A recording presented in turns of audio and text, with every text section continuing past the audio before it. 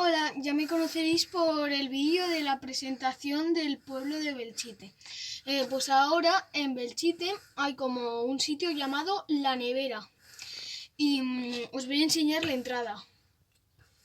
Es esta. La verdad es que se sube por un río que no baja mucha agua y está lleno de piedras.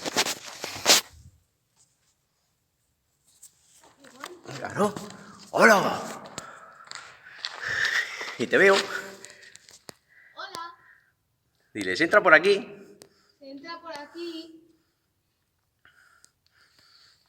¿Quieres más? No, creo que ya está agua.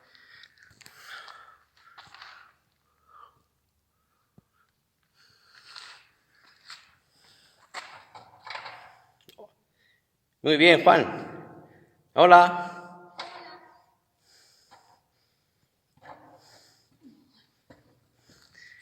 Muy bien. Explícalo, Juan.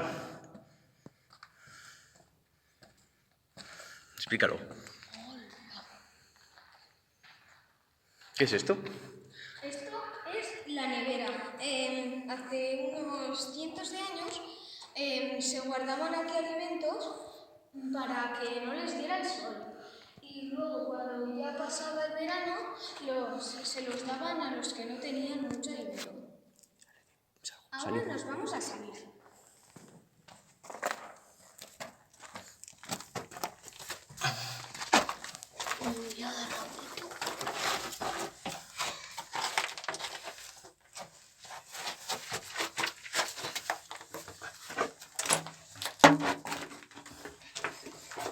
Despacito. Despacito, pero nos vamos bien.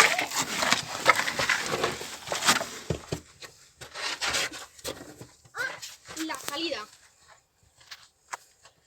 Espero que os haya gustado el vídeo y bueno, que lo paséis bien.